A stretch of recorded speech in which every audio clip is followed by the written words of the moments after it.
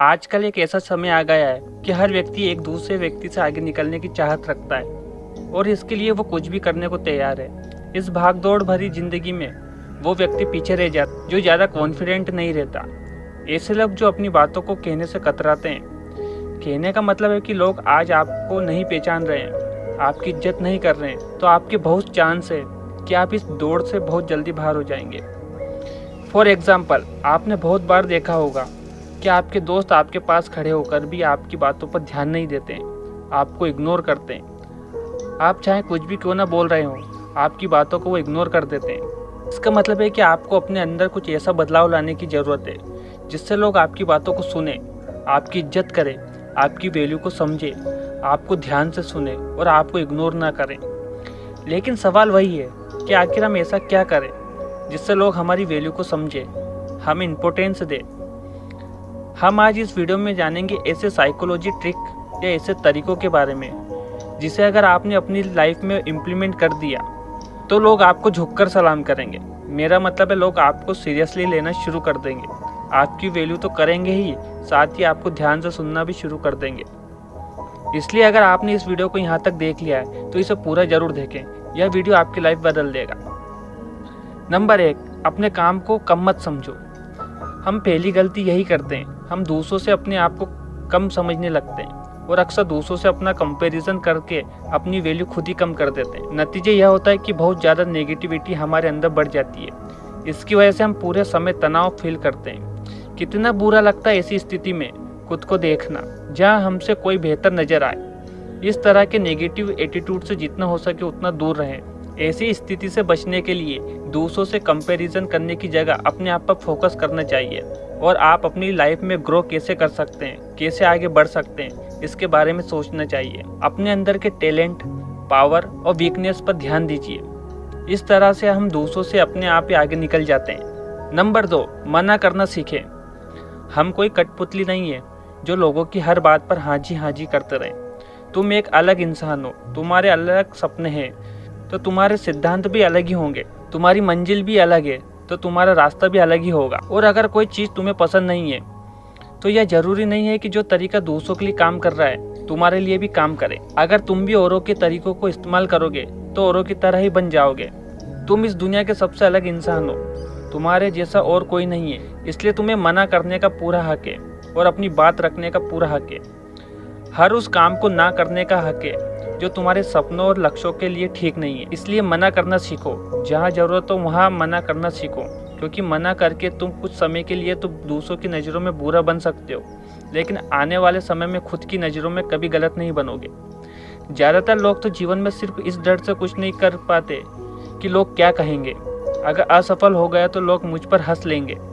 असल में ज़्यादातर लोग जीवन खुद के लिए नहीं बल्कि दूसरों के लिए जीते हैं, दूसरों की राय पर जीते हैं और जीवन भर दुखी रहते हैं। पर आपको ऐसा नहीं करना, आपको मना करना सीखना होगा। नंबर 3, बुरे लोगों को नज़रअंदाज करें। सबसे पहले हमें यह जानना बहुत ज़रूरी है कि कौन हमारा शुभ चिंतक है और कौन हमें कमज़ोर करना चाहता है। जो लोग हमेशा हमारी बुराई करते हैं, हमसे जेलस फील करते हैं, जो लोग आपके बारे में बुरा बोलते हैं और बुरा सोचते हैं, तो ऐसे लोगों की सोच को तो हम नहीं बदल सकते, लेकिन हम उन्हें नज़रअंदाज जरूर कर सकते हैं। किसी की सोच या देखने का तरीका पूरी तरह उनकी मानसिकता है और हम चाहकर भी हम उन्हें नहीं बदल सकते। इस तरह की गलतफहमियां उन्होंने खुद ही पाली है और हम इसमें कुछ भी नहीं कर सकते। यह पूरी तरह से आपके ऊपर डिपेंड करता है कि आप क्या करेंगे। क्या एक नेगेटिव एटीट्यूड के साथ लोगों की वजह से अपने आप को हमेशा परेशान रखेंगे या फिर एक पॉजिटिव एटीट्यूड के साथ अपने आप को बेहतर करने के लिए कुछ करेंगे। नंबर 4, दूसरों पर निर्भर ना रहें। एक कहावत है कि ज़िंदगी में कभी भी किसी पर इतना डिपेंड मत रहो कि आप खुद ही अपना अस्तित्व खो बैठे। कहने का मतलब है कि जब तक आप अपने लिए कुछ करने लायक नहीं है तब तक तो ठीक है, लेकिन जब आप अपने पैरों पर खड़े हो जाते हैं तो आप इंडिपेंडेंट हैं। खुद को फाइनेंशियली फ्रीडम रखने के लिए अपनी डिपेंडेंसी जितनी जल्दी कम कर सकते हैं उतनी जल्दी कीजिए। हर इंसान अलग है, उसकी अलग पहचान है।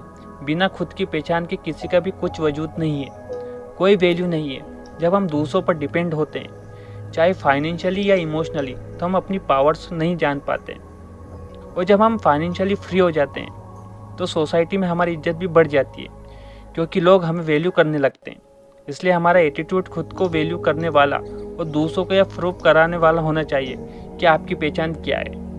यह किसी और के लिए नहीं बल्कि अपने लिए कीजिए। नंबर 5, हर दिन कुछ नया सीखिए। क्या ऐसा कुछ था जिसे आप हमेशा से सीखना चाहते थे लेकिन समय न होने के कारण आपको उसे टालना पड़ा?